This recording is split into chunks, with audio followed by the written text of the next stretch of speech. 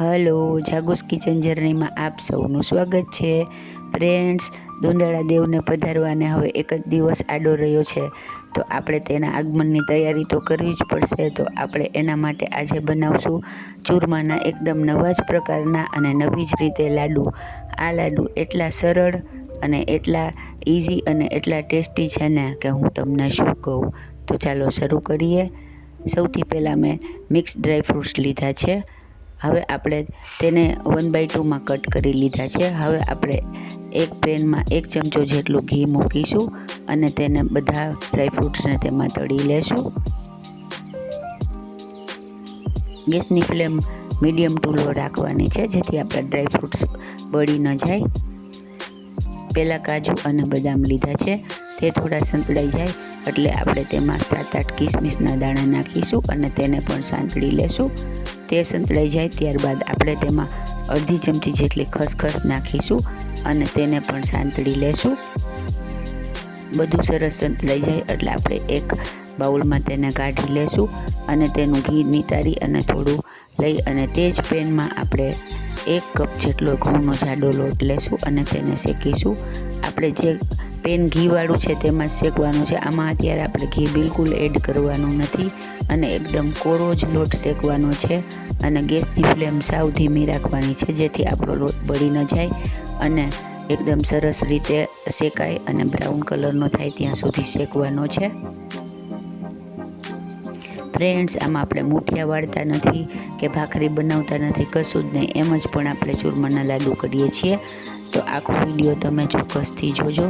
આપણો લોટ બ્રાઉન કલરનો થવા આવ્યો છે. આવો આપણે તેને ધીમા ગેસે શેકતું રહેવાનું છે અને સતત ચલાવતું રહેવાનું છે. ફ્રેન્ડ્સ, જો તમે મારી ચેનલ પર નવા હો તો મારી ચેનલને સબસ્ક્રાઈબ જરૂરથી કરજો અને બાજુમાં રહેલ ઘંટડી દબાવી દેજો, જેથી મારી નવી રેસીપીનું નોટિફિકેશન સૌથી પહેલાં તમને મળે. સતત ચલાવતા રહેશું જેથી આપણો લોટ બળી ન જાય. જુઓ, આપણો લોટ બ્રાઉન થઈ ગયો છે. હવે આ સ્ટેજે આપણે તેમાં 2 ચમચી જેટલું કોપરાનું ઝીણું છીણ એડ કરીશું. આ ઓપ્શનલ છે, તમને ન ભાવતું હોય તો તમે સ્કીપ કરી શકો છો. પણ આનાથી આનો ટેસ્ટ એકદમ સરસ આવશે.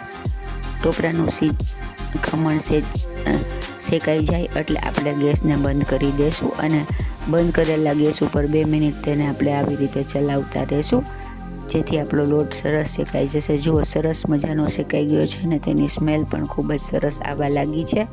હવે આપણે ગેસ બંધ કરી દઈશું.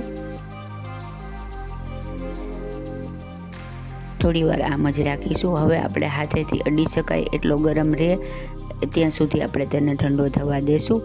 હવે આપણે તેમાં જેટલો ઘઉંનો લોટ લીધો છે તેનાથી અડધો ગોળ એડ કરીશું. એટલે કે અત્યારે મેં વજનમાં 200 ગ્રામ ઘઉંનો લોટ લીધો છે, તો 100 ગ્રામ ગોળ એડ કરીશું. ગોળ એકદમ ઝીણો સમારી લેવાનો છે અથવા તો પોચો લેવાનો છે. હવે આપણે તેમાં 3 મોટી ચમચી જેટલું ઘી ગરમ કરી અને એડ કરીશું.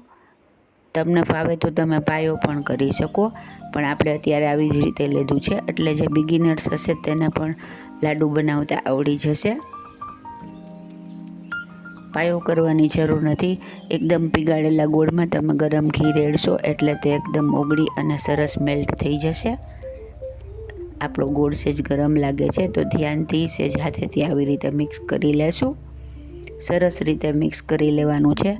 ફ્રેન્ડ્સ, આ લાડુમાં ઘી સાવ ઓછું જાય છે, તો આ તમે ડાયટ લાડુ પણ કહી શકો અને તમે તેને આરામથી ખાઈ શકો છો. જુઓ, આટલું જ ઘી એડ કરવા છતાં પણ ઘી એકદમ દેખાય છે. હવે આપણે તેમાં ફ્રાય કરેલા ડ્રાયફ્રૂટ્સને એડ કરી દઈશું. ફ્રાય કરેલા ડ્રાયફ્રૂટ્સ આમાં સરસ લાગે છે. તમે આની જગ્યાએ ડ્રાયફ્રૂટ્સનો પાવડર પણ લઈ શકો છો.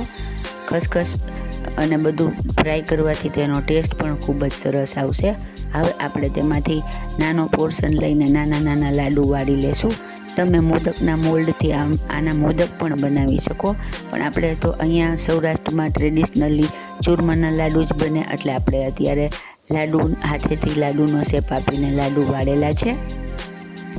આપણા લાડુ રેડી થઈ ગયા છે. હવે આપણે તેને સર્વિંગ પ્લેટમાં લઈ લેશું. આટલા માપમાંથી 5 થી 6 જેટલા નાના લાડુ રેડી થશે.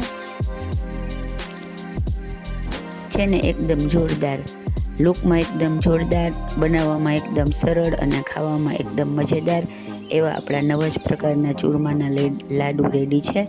તો તમે આ ગણેશ ચતુર્થીએ ચોક્કસથી બનાવજો. ઘરના તો ખુશ થઈ જ જશે, સાથે સાથે બાપાના આશીર્વાદ પણ તમને મળશે. તો છે ને મજેદાર. ફ્રેન્ડ્સ, જો તમને મારી રેસીપી પસંદ આવી હોય તો મારી ચેનલને લાઈક, શેર અને સબસ્ક્રાઈબ જરૂરથી કરજો. ધન્યવાદ.